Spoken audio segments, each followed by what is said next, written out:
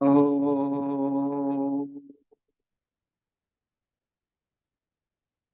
विश्वानि देव सवितर्दुरितानि परासुव यद्भद्रान्तन्न आसुव। ॐ शान्ति शान्ति शान्ति।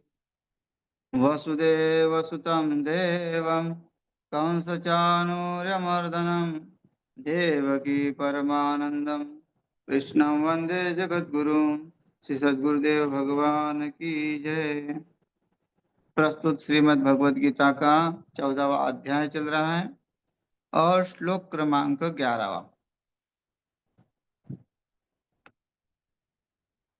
यहाँ सत्व रज और तम तीनों गुणों का वर्णन हो रहा है और उसमें से जो सत्व गुणी है वो कैसे होता है, उसके लक्षण क्या है, ये इसमें और उसमें किस तरह से किस कारण लक्षण आते हैं, ये सब यहाँ व्याख्या करते हैं।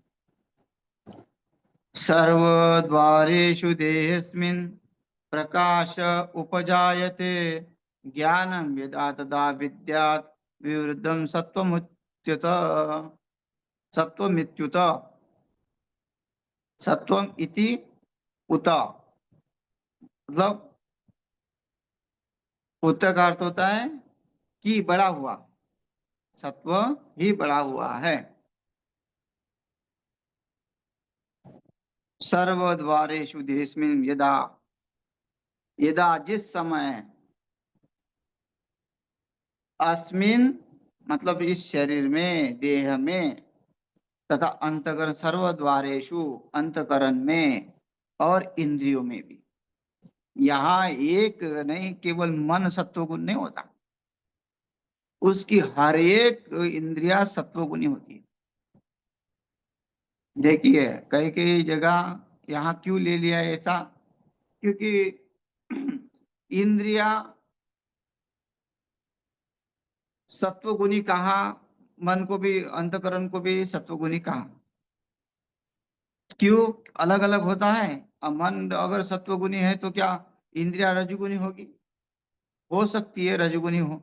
जैसे आपने व्रत पकड़ा, आपका व्रत है, मौन व्रत है, या फिर आप किसी एकादशी को कर रहे हैं, या शिवरात्रि को कर रहे हैं, व्रत कर रहे हैं, तो आपने मन के ऊपर काबू किया, तभी तो आपने व्रत किया। लेकिन आपकी जो दृष्टि है वो खाने पीने की ओर बढ़ रही है। आपका मन कहता है कि नहीं भाई आज एकादशी है, आज मत खा। और इंद्रिया जो है, आंखें, जिह्वा, ये ललायत हो रही है अन्न को देख के। क्योंकि हर समय की तो प्रैक्टिस नहीं है, कभी कभी व्रत करता है और भूखा रहना बड़ा कठिन होता है, तो फिर भी वो इंद्रिया बढ़ती रहती। लेकिन यहाँ सत्वगुणी की ऐसी अवस्था है कि वो ना बुरा देखता है, ना बुरा सोचता है, ना बुरा सुनता है, और उसका मन केवल परमात्मामय हो जाता। सत्वगुणी व्यक्ति का ये लक्षण है कि वो कहीं भी किसी प्रकार का भी दुर्गुण उसके अंदर नहीं होता, और दुष्टता वो सोचता भी नहीं कि किसी प्रकार के जो किसी के हानि हो। तो यहाँ कहते हैं सर्वद्वारेषु, शरीर में 9 द्वार होते हैं। यहाँ द्वारेषु क्यों कहा? कि द्वारेषु का अर्थ होता है यहाँ इंद्रियेषु, इंद्रियाशु, तो अंतकरण और इंद्रियों में। क्योंकि इंद्रियों में भी जैसे श्रवण इंद्रिया है तो द्वार है ना, छेद है, नाक में द्वार है, मुख में द्वार है। तो ऐसे जितने जो इंद्रिया है, ज्ञान इंद्रिया है या कर्म इंद्रिया है, वो सब के सब जो है ज्ञानमय हो जाते। ज्ञानम यदा तदा विद्यात् विरुद्धम सत्वम इति उतः। वो सत्व गुण होने से कारण उसके अंदर ज्ञान का जो प्रकाश है वो निरंतर रहता है।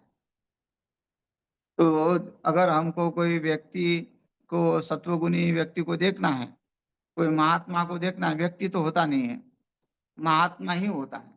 जिसका जिसका पूर्ण रूप से सत्वगुण बढ़ा हुआ है और रजोगुण तमोगुण समाप्त हुआ है, वो महात्मा ही है, चाहे फिर गृहस्थ में हो। ऐसा नहीं कि महात्मा कहने के बाद भी कि वे भगवा कपड़ा ही होना चाहिए, नहीं। या फिर और जितने भी संप्रदाय के अलग अलग कपड़े पहनते हैं, वो ऐसा नहीं। वो महानश्च असो आत्मा इति महात्मा। वो महात्मा क्योंकि जिसका महान आत्मा मतलब वहां महान आत्मा का भी क्या है कि वो मन, वो कई को भी शरीर को भी आत्मा का है, कई कई मन को भी आत्मा का है। उसका आशय समझना पड़ेगा। तो वो महात्मा जो है, जिसका मन पवित्र हो गया, वो महात्मा। तो ऐसा मन पवित्र हो जाता है जब वो पूर्ण रूप से इंद्रियों से उसका वैराग्य हो जाता है और सत्व गुण में बढ़ जाता है। इंद्रियार्थेषु वैराग्य मन अहंकार एवं च जन्म मृत्यु जरा व्याधि दुख दोषानुदर्शन। वो केवल सत्वगुणी व्यक्ति क्या करता है, इंद्रियों में से वैराग्य उत्पन्न करता है। इंद्रियों के द्वारा वो नियम का पालन करता है, नियमित खाता है, युक्त आहार विहार, हाँ, जो खान पीन है उसका बिल्कुल सीमित है। ना ज्यादा खाता है, ना कम खाता है, ना ज्यादा सोता है, ना कम सोता है, उसके परिणाम है वो उस अपने नियम से बंधा हुआ है। इंद्रियार्थेषु वैराग्यम, वो इंद्रियों को भी वैराग्य हो गया उसका। वो इसकी इंद्रिया अंतकरण, कहा ना कि सब के सब जो है मन, या मन अहंकार, मतलब मन में जो रहने वाला जो अहमता ममता है, वो सब का सब जो है वो उसमें सब में उसको दोष दिखते हैं कि ये तो सब जो है बेकार है। और वो दोष देखने वाला व्यक्ति हमेशा सत्वगुण में रहता है। जन्म जन्म मृत्यु जो संसार में आ रहे जा रहे हैं, भटक रहे हैं जीव प्राणियों में 84 लाख योनि में, तो उसमें भी वो दोष देखता है कि ये कितना संसार दुखालय है। तो ऐसा व्यक्ति हमेशा सत्वगुण में रहता है। उसके अंदर समझना कि उसके अंदर जो है सत्वगुण भरा हुआ है, उसमें वैराग्य धारण किया हुआ है, और वो अब अपने लक्ष्य तक पहुंच रहा है। तो ऐसा व्यक्ति जान सकते हैं उसके क्रिया से, है ना, क्योंकि उसके अंदर जो है वैराग्य होता है, दृढ़ वैराग्य। और वो ज्ञान में ज्ञानम यदा तदा विद्यात् विविधम सत्वम इति उतः, विवेक शक्ति उत्पन्न होती है उसकी। ज्ञान का अर्थ विवेक शक्ति, और ऐसा जानना चाहिए वो सत्वगुण उसका बढ़ा हुआ है। अब कहते हैं कि रजोगुणी कैसा होता है। या तो सत्वगुण का कहा कि उसमें विवेक होता है। विवेक का मतलब सत असत विवेचनी अस्ति सा बुद्धि स विवेक। सत्य और असत्य का बहुत ढंग से निर्णय करना, उसी को विवेक ही कहा गया है। और विवेक जो जिसमें नहीं है तो उसको पशु कहा है। विवेक ही ना पशु भी न राना, है ना। तो सबसे पहले तो हमारे बुद्धि में विवेक होना चाहिए कि हम क्या कर रहे हैं, हम किस ओर जा रहे हैं, हम कहाँ रास्ता भटक गए हैं, हमारा लक्ष्य क्या था। अगर हमने ये लक्ष्य जान लिया, सत्य का निर्णय कर लिया, सत्य परमात्मा है, जगत मिथ्या है, यह असत्य है ना, जगत मिथ्या है। तो सत्य और असत्य का जो ठीक ढंग से निर्णय करता है वो विवेकी है ना। सत असत अस्ति सा बुद्धि विवेचनी, सत असत विवेचनी अस्ति सा बुद्धि स विवेक। मतलब जिसकी बुद्धि ठीक ढंग से निर्णय करती है सत्य और असत्य का, उसको विवेकी कहा है। तो संसार में कितने विवेकी मिलेंगे, जिसके अंदर सत्वगुण पूर्ण रूप से है वो विवेकी है। जिसने संसार को पूर्ण रूप से समझ लिया है कि संसार मिथ्या है, असत्य है, और हमें सत्य की ओर बढ़ना है। तो सत्य परमात्मा है, और परमात्मा का लक्ष्य परमात्मा को प्राप्त करना ही हमारा परम लक्ष्य है। ऐसा जो व्यक्ति सोचता है वो पूर्ण रूप से सत्वगुणी है। जो अपने आत्म कल्याण में ही लगा हुआ है, उसके संसार के पदार्थों में कोई रुचि नहीं है, वो सत्वगुणी है। सत्वम इति कुतः, है ना। आगे कहते हैं तम रजोगुनी का लोभ प्रवृत्तिरारंभ कर्म नामश मशमः स्पृहा रजस्येतानि जायन्ते विवृद्धे भरतर्षभ।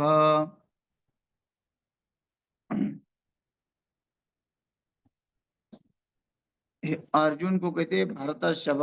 हे अर्जुन, जो भरतवंशी है और भरतवंशियों का जो त्याग है। अच्छा, उन्होंने भरतर्षभ इसलिए कहा कि जो भरत राजा थे वो परम सत्वगुणी है, और उनसे वंशज, उनके वंशज में जो भी हो गए वो सत्वगुणी लोग हो गए। या फिर ये राजा है, राजा राज परंपरा है ना, ये तो रजोगुण का कार्य है। राजा हमेशा रजोगुण में रहता है, तो वही भरतर्षभ जो तुम्हारी परंपरा जो है रजोगुण की है।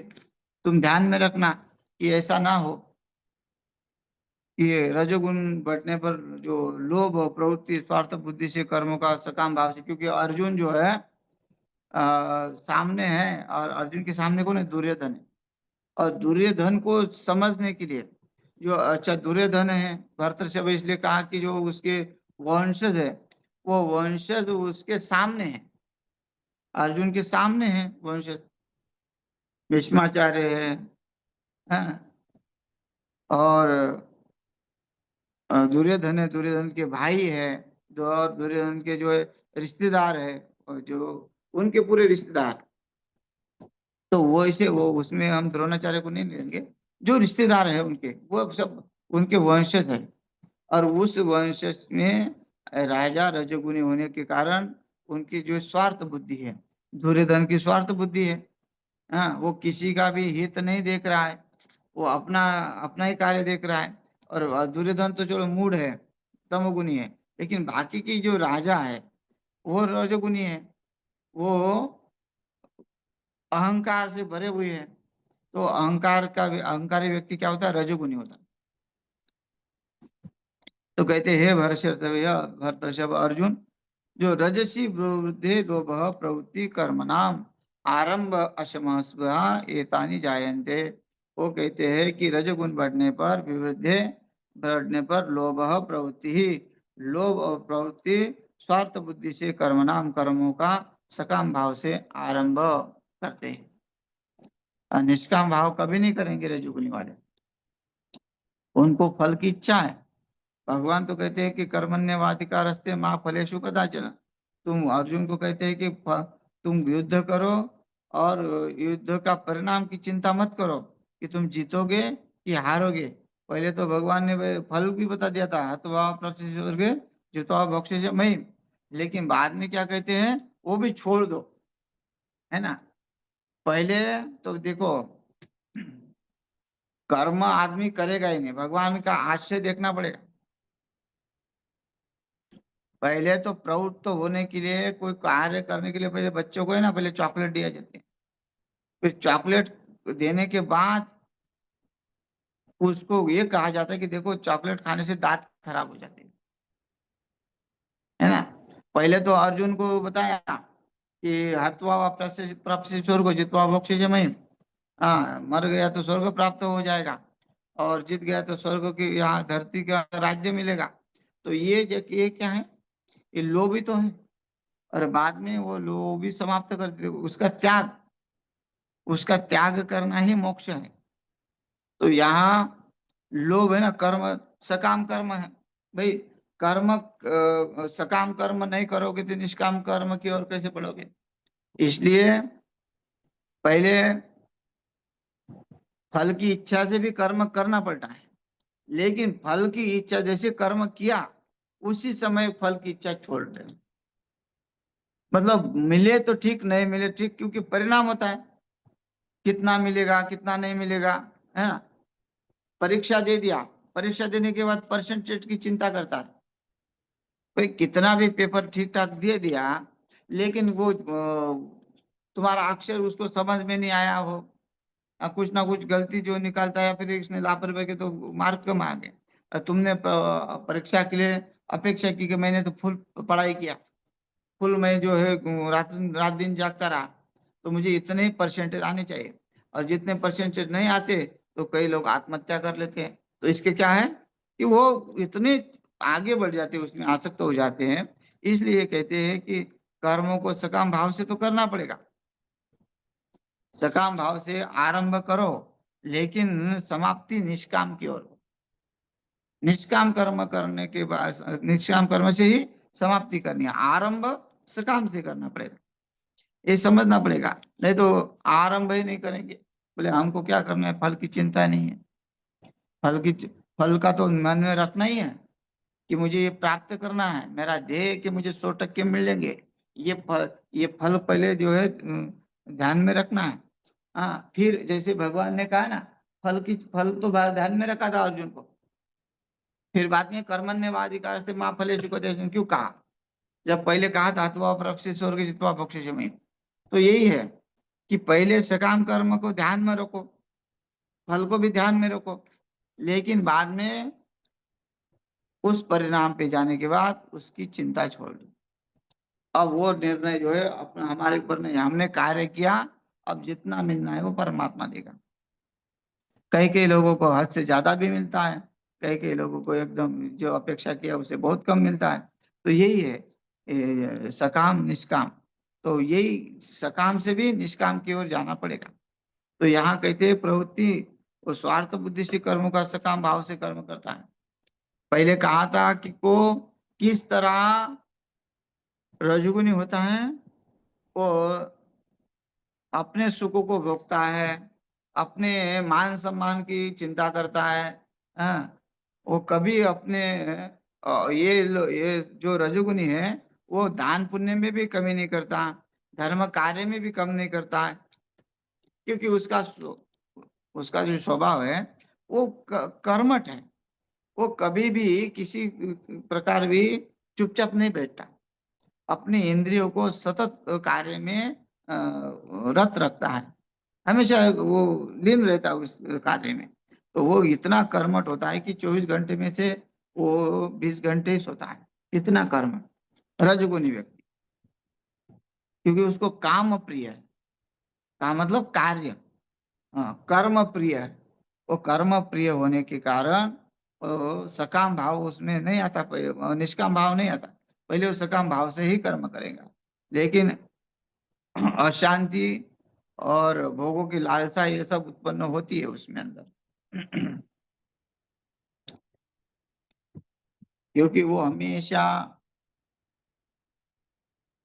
टेंशन में रहता है कि परिणाम के लिए सोचता है, जितना काम करता है उसका ज्यादा परिणाम के लिए सोचता है कि मुझे इससे ज्यादा मिल जाए।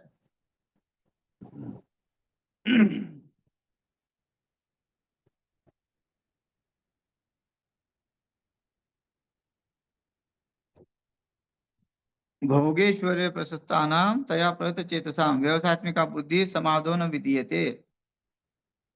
ये उसी का है कि वो व्यवसायत्मिका बुद्धि, उसकी जो बुद्धि है वो भोग ऐश्वर्य में जो है लीन रहती है, मान सम्मान में भी लीन रहती है।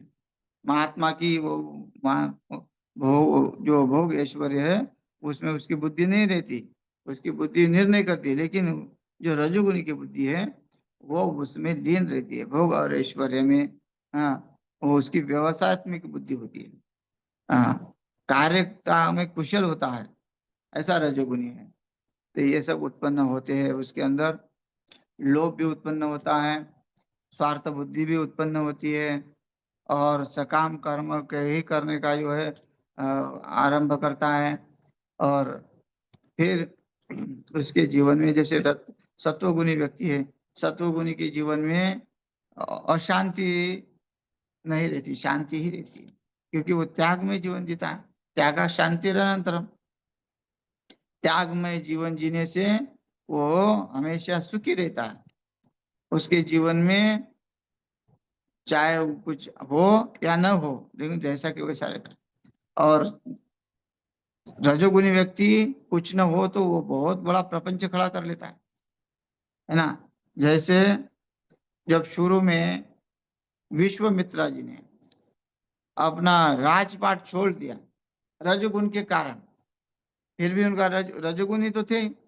वशिष्ठ जी के पास गए गाय मांगने के लिए, गाय दी नहीं गई, तो उन्होंने सोचा कि इनको तब का अहंकार है और तब मैं भी करूंगा। तो देखो वो रजोगुण नहीं था, गया नहीं था। जब तक वो सत्वगुण का सहारा नहीं लेते, सत्वगुण को प्रणाम नहीं करते, सत्वगुण के आदि नहीं जाते, तब तक रजोगुण खत्म नहीं होगा। जब उन्होंने देखा कि 60,000 साल तप करने के बाद भी उनका काम समाप्त नहीं हुआ, क्रोध समाप्त नहीं हुआ, तब वशिष्ठ जी के पास और गए और उनको प्रणाम किया। फिर जाके लग गए। देखिए उन्होंने स्वर्ग को भी उत्पन्न किया।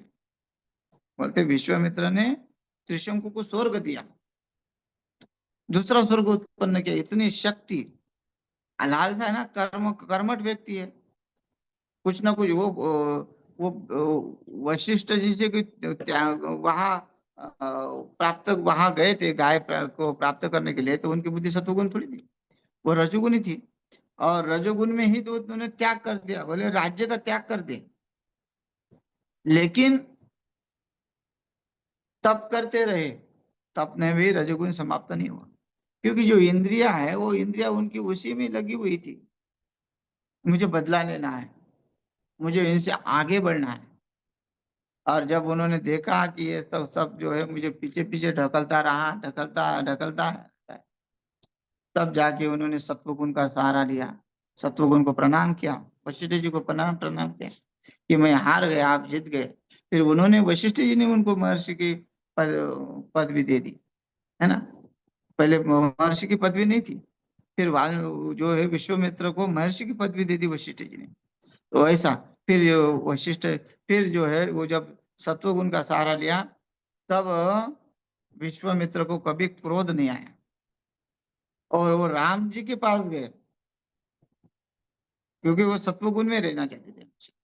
तो राम जी को गए, राम जी के पास जाने के बाद उन्होंने कहा कि हमको राक्षस हमारे कार्य में योगदान डाल रहे हैं, हम जगत कल्याण के लिए सब कार्य, पहले वो अपने स्वार्थ के लिए, स्वर्ग प्राप्ति के लिए, उनको पता चले कि तब से सब कुछ प्राप्त होता है। ये गाय क्या चीज है, कामधेनु जो है वो क्या चीज है, वो तो स्वर्ग में भी है। स्वर्ग तो वहां वहां तक पहुंच गई उनकी, वहां तक उनकी बुद्धि चली गई। तो वो उन्होंने वो भी प्राप्त कर लिया, फिर भी उनको जो है इसमें आनंद नहीं आया। फिर उन्होंने सब कुछ त्याग करके जो है क्रोध का त्याग किया, काम का त्याग किया और परमात्मा का जो है शरण में चले गए। और उसमें फिर जो है उन्होंने कभी क्रोध नहीं किया। वो राम जी के हाथों राक्षसों का वध कराया, लेकिन वो खुद ने जो है कुछ किया, क्योंकि उनका सत्वगुण में प्रवेश हो गया था। तो ये रजोगुण ऐसा है, तो स्वार्थ बुद्धि से कर्म करता है और वो फिर वो अशांत रहता है ना। उनको कहाँ शांति मिली, उनको देखो घर द्वार छोड़ दिया, घर द्वार छोड़ने के बाद भी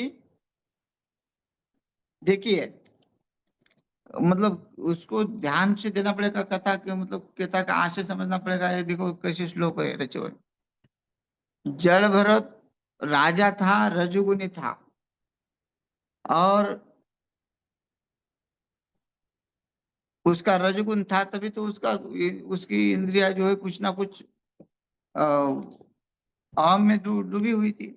हरिण के गर्भ में चला गया, ज्ञान हो गया, लेकिन ब्राह्मण शरीर प्राप्त होने के बाद ही मुक्ति मिली, ये भी ध्यान में रखना। पहले क्षत्रिय शरीर में रहा, क्षत्रिय शरीर में रहने के बाद कल्याण नहीं हुआ। देखो विश्वामित्र जी का भी क्षत्रिय शरीर था, तो वो उस क्षत्रिय शरीर में बहुत सारा तप किया, लेकिन जब तक वो सत्वगुण वशिष्ठ की शरण नहीं गए पूर्ण रूप से, पहले तो अहंकार से वशिष्ठ से पंगा ले लिया, है ना, तो झगड़ा कर लिया उनके साथ, और फिर अपने अहंकार से चले गए, लेकिन बाद में आ गया उनके पास। तो जब तक सत्व गुण मतलब ब्राह्मण, ध्यान में रखें। ब्राह्मण को ने, हाँ, ब्रह्म जानते से ब्राह्मण, जो ब्रह्म को जानता है ठीक ढंग से, वशिष्ठ जी ब्रह्म को जानने वाले हैं। हाँ, फिर वो जड़ भरत चाहे ब्राह्मण के शरीर में है, ब्राह्मण शरीर मिल गया तो ब्रह्म को जानने वाले हो गए, इसलिए ब्राह्मण शरीर मिल गया। तो ये जाना है ब्राह्मण, वो ब्राह्मण शरीर में ही। ब्राह्मण जब तक नहीं बनेगा तब तक जो है सत्वगुण पूर्ण रूप से नहीं होगा।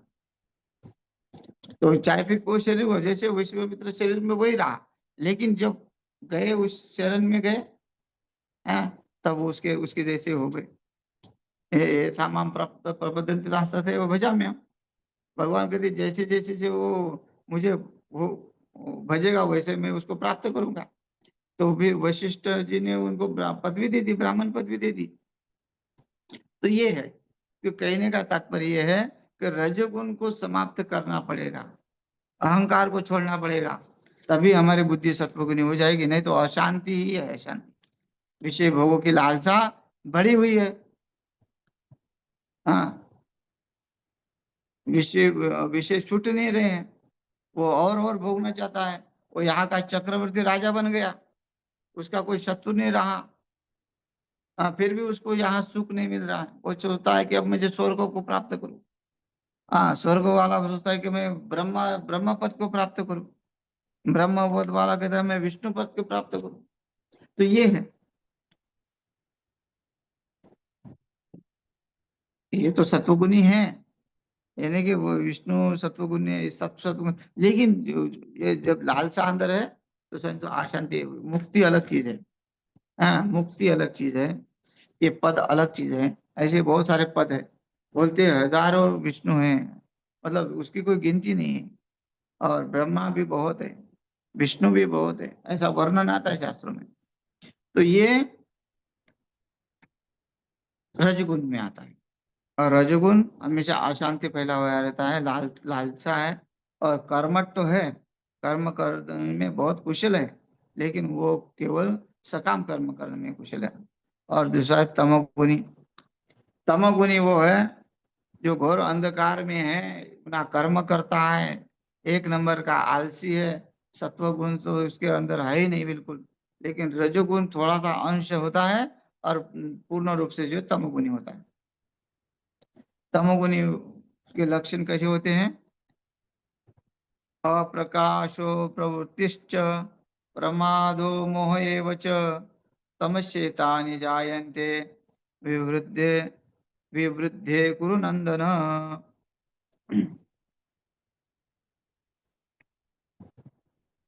कुरु नंदन संबोधन करके, तुम्हारे कुरुवंश में भी दुर्योधन जैसा है और तमोगुणी है।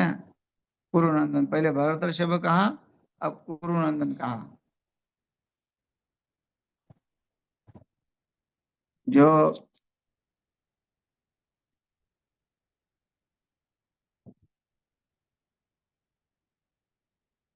धृतराष्ट्र आदि को जो है, जैसे कौरव है ना, कौरव धृतराष्ट्र को संबोधित करके, धृतराष्ट्र का भी संबंधी, धृतराष्ट्र का संबंधी बना के बोल दिया भगवान ने। जैसे कौरव है, कौरव का कुरुनंदन हो गया, है ना।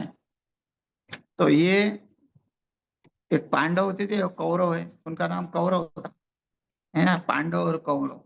तो यहाँ कौरव का कुरुनंदन कर दिया। तो भगवान का देखो कितना मतलब ढंग से संबोधन कर दिया, कि वो जो पहले ही बोल दिया कुरुनंदन। जो कौरव है, कौरव कैसे तमोगुनी है, वो अंधकार में डूबे हुए हैं। अप्रकाश प्रवृत्तिश्च, अप्रकाश मतलब जो अंधेरा, जहाँ कोई प्रकाश नहीं है वहां क्या है, अंधेरा ही अंधेरा है। हे अर्जुन, तमोगुण के बढ़ने पर अंतकरण और इंद्रियों में अप्रकाश, कर्तव्य कर्म से अप्रवृत्ति, और प्रमाद अर्थात व्यर्थ ही चेष्टा और निद्रादि अंतकरण की मोहिनी वृत्तियां, ये सभी उत्पन्न होती है। तो उसके अंदर आलस होगा, तमोगुनी व्यक्ति समझ में आ जाएगा। आलसी होगा, दरिद्र होगा, उसके पास कोई पैसा भी नहीं होगा। अच्छा, पैसा हो दुर्योधन जो है तमोगुनी है, तो पैसा तो है, तो ऐसा नहीं है कि पैसा नहीं होगा, लेकिन वो यहाँ स्वार्थ बुद्धिवाद एकदम, कि किसी का भला नहीं, केवल अपना ही भला सोचना है, और अपना भी भला नहीं सोचते कई कई लोग ऐसे भी है, उसका कल्याण उसको समझता नहीं है, इसलिए वो अप्रकाश है। तो हे अर्जुन, कुरुनंदन, तमसी विरुद्धे अप्रकाश अप्रवृत्ति ही च, तमोगुण मरने पर अंतकरण इंद्रियों में जो कर्तव्य कर्म का जो भार है, वो भार वो समझता नहीं है कि मुझे संसार में जो कुछ कार्य करना है, संसार के भले के लिए करना है, मेरी कीर्ति हो जाए, मेरे माँ बाप का नाम रोशन हो जाए, ये सब वो कभी सोचता नहीं है, उसमें प्रवृत्त नहीं होता, क्योंकि वो आलस है, कभी चेष्टा करता नहीं है, और हमेशा सोता रहता है, और मोह ग्रस्त हो गया है, मोह वृत्तियों में। उसको अगर दूसरे का आश्रम दिखे तो वो सोचता है बस ये मुझे मिल जाए, ये सब है ना। सेवा भी ऐसी करता है कि वो ये मिल जाए, वो समझे तमोगुनी लोग, ये सब ही उत्पन्न है, जो जो आश्रम के ऊपर टपे रहते वो भी तमोगुनी है। तो ये सत्व रज और तम का विवरण हो गया है, शेष कल देखते हैं, समय हो गया। हरिओम तत्सत।